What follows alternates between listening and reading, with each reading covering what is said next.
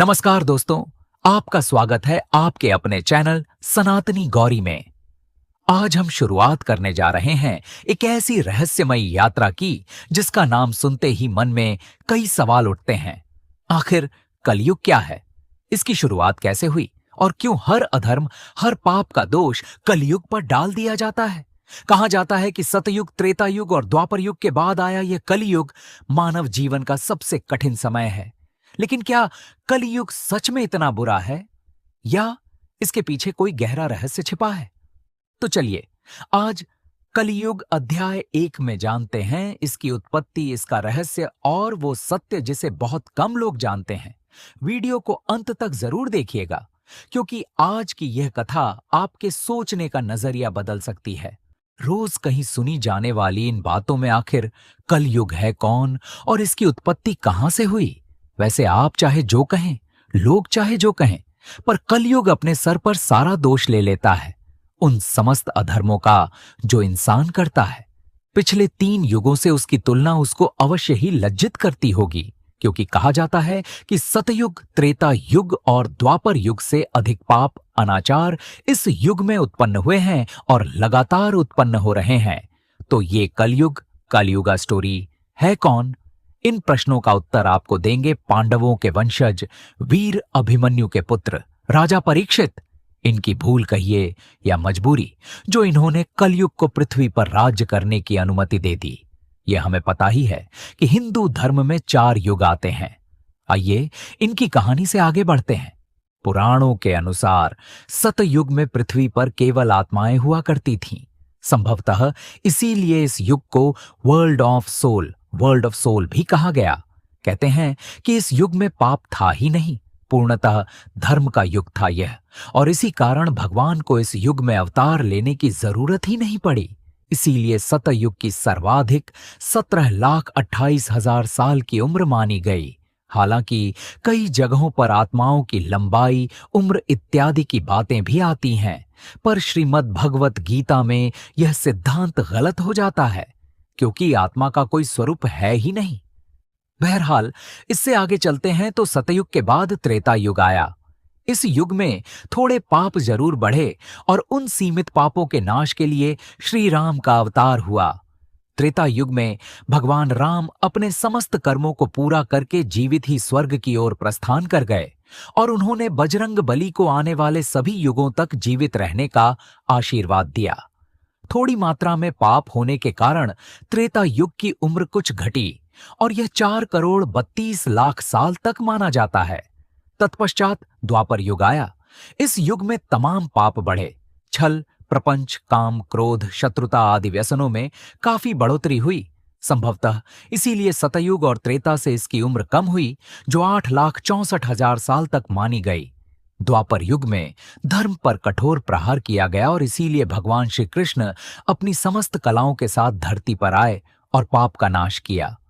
अब बारी आती है कल युग की, जिसमें धर्म के आखिरी छोर तक, समाप्ति की कगार तक पहुंचने की भविष्यवाणी हुई है। पाप चरम पर होगा तो लालच, हिंसा की कोई सीमा न होगी और ऐसे में भगवान विष्णु कल्कि के अवतार भागवन कल की अवतार में प्रकट होंगे, ऐसी मान्यता है। अब आते हैं मुख्य कथा पर कि धरती पर कलयुग आया कैसे।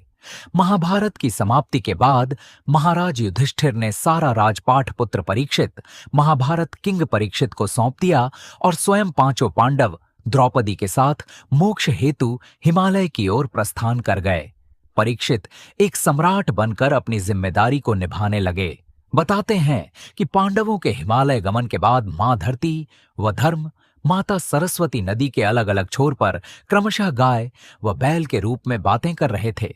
गाय रूपी धरती बेहद दुखी थी, तो धर्म रूपी बैल ने पूछा कि अब तो महाभारत के पश्चात चीख पुकार, हिंसा, नफरत समाप्त हो गया है, तो आप निराश क्यों हैं? तब धरती रूपी गाय ने कहा कि हे धर्म, क्या तुम सच में देख नहीं पा रहे हो कि तुम्हारे चारों पैरों में अब मात्र एक पैर ही बचा है? आगे मां धरती ने यह भी कहा कि पहले योगेश्वर श्री कृष्ण के चरण मुझ पर पड़ते थे और तब मैं निश्चित ही सौभाग्यशाली थी, पर अब ऐसा नहीं है। इन दोनों की आगे कुछ बात होती, ठीक तभी असुर के रूप में कलयुग वहां आ धमका। आते ही उसने गाय और बैल को परेशान करना शुरू कर दिया, चूंकि आसुरी प्रवृत्ति होती ही यही है। ठीक तभी सम्राट परीक्षित वहां से गुजरे और निर्दोष निरीह गाय व बैल को दुखी होते देख उन्होंने कलयुग को ललकारा कि हे दुष्ट पापी, तू कौन है? उन्होंने कलयुग पर धनुष तानते हुए कहा कि तेरा अपराध क्षमा योग्य नहीं है और तेरा वध किया जाना ही उचित है। हालांकि परीक्षित बैल के रूप में धर्म को पहचान गए थे। उन्होंने धर्म से तत्काल पूछा कि यह कौन है, पर धर्म ने जवाब न दिया। तब राजा परीक्षित ने कहा कि धर्म को भलीभांति जानने के पश्चात भी किसी के विषय में गलत न कहते हुए अपने ऊपर अत्याचार करने वाले का नाम तक नहीं बता रहे हैं। ठीक तभी कलयुग ने पैंतरा बदला। वह सम्राट के पैरों में गिर गया। वह अपना परिचय दिया कि वह कलयुग है। धर्मराज सब समझ गए कि सतयुग में धर्म के 4 चरण थे, तो त्रेता युग में 3 चरण हुए और एक का नाश हो गया। ऐसे ही द्वापर में 2 व आज कलयुग ने एक बचे हुए चरण को भी नुकसान पहुंचा दिया है। ऐसे में क्रोध में आकर सम्राट परीक्षित कलयुग का वध करने ही वाले थे कि कलयुग ने उनके पैर पकड़कर शरणागति मांग ली। सम्राट को कलयुग ने धर्म में ही बांध लिया, क्योंकि शरणागति को शरण न देना अधर्म ही माना जाता था। परंतु राजा परीक्षित बुद्धिमान भी थे और कलयुग से कहा कि अधर्म, अनाचार, पाप, झूठ, चोरी, डकैती, कपट, प्रपंच, दरिद्रता, गरीबी इत्यादि तमाम दोषों का मूल कारण केवल तुम ही हो, इसलिए मैं तुम्हें अपने राज्य में वास नहीं करने दूंगा।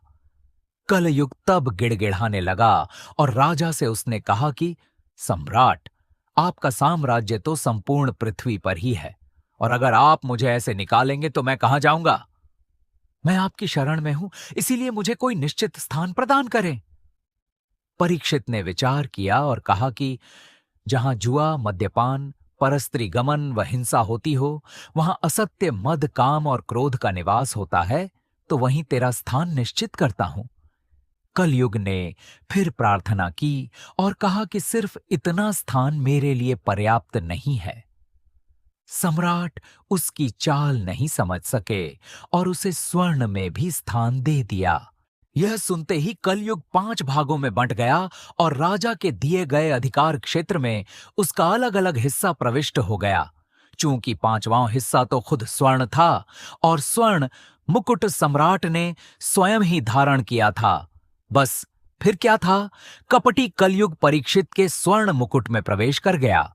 चूंकि राजा परीक्षित संपूर्ण पृथ्वी के सम्राट थे, अतः मार्कंडेय पुराण के अनुसार कलयुग संपूर्ण पृथ्वी पर काबिज हो गया। महान गणितज्ञ आर्यभट्ट की किताब आर्यभट्टियम में कलयुग के बारे में उन्होंने 23 साल की उम्र में ही लिखा था कि वह समय कलयुग का 3600वां वर्ष था।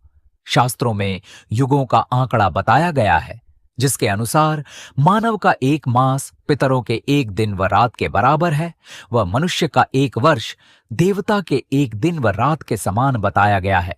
मतलब हम मनुष्य 30 वर्ष व्यतीत करते हैं, उसके बराबर देवताओं का 1 मास होता है। इसी प्रकार मानव के 360 वर्ष देवताओं का 1 वर्ष दिव्य ईयर ऑफ गॉड्स कहलाते हैं। इसी गणना को लें तो मनुष्य के 4,32,000 वर्ष यानी देवताओं के 1,200 दिव्य वर्ष का पूरा एक कलयुग माना गया है। अर्थात कलयुग की उम्र 4,32,000 साल लंबी बतलाई गई है। खास बात यह है कि अभी तक कलयुग का मात्र 1 चरण पूर्ण हुआ है, मतलब 5,118 वर्ष बीत चुके हैं और तकरीबन 4,26,882 वर्ष बाकी हैं। एज ऑफ कलयुग। ब्रह्मवैवर्त पुराण की माने तो अभी पाप बहुत बढ़ेगा। जब कलयुग अपने चरम पर होगा, तब मात्र 5 वर्ष की उम्र में स्त्री गर्भवती हो जाएगी। वह 16 वर्ष की उम्र तक मनुष्य का बुढ़ापा आ जाएगा। वह अधिकतम 20 वर्ष की आयु तक उसकी आत्मा मृत्यु प्राप्त कर लेगी। इसमें इंसान के बौने होते जाने का वर्णन भी किया गया है। इतना ही नहीं, कल युग का जब 50,000 साल पूरा होगा, तब मोक्षदायिनी गंगा सूख जाएंगी और पाप से ग्रस्त होकर श्री वैकुंठ धाम चली जाएंगी। आप जानकर हैरान हो जाएंगे कि मात्र 10,000 वर्ष पूरे होने पर धरती से देवताओं का पलायन स्टार्ट हो जाएगा, क्योंकि कल युग के पापों को वह सहन नहीं कर सकेंगे। पूजा, धर्म, कर्म सब बंद हो जाएंगे। नया सूर्योदय ब्रह्म वैवर्त पुराण के अनुसार ऐसी स्थिति में भगवान विष्णु कल की रूप में अवतरित होंगे। मात्र 3 दिन के लिए धरती पर आकर वह समस्त अधर्मी लोगों का नाश कर देंगे। इसके तत्काल बाद पृथ्वी पर मोटी धार से अनवरत वर्षा होगी और पृथ्वी पुनः संपूर्ण रूप से जलमग्न हो जाएगी। फिर 17 लाख वर्षों का संधिकाल, एक युग के अंत और दूसरे युग के प्रारंभ के बीच के समय को संधिकाल कहते हैं, होगा और संधिकाल के उपरांत पृथ्वी पर 12 सूर्य प्रकट होंगे। तब उनकी गर्मी से पृथ्वी का अनावश्यक जल सूख जाएगा व फिर सतयुग की शुरुआत होगी।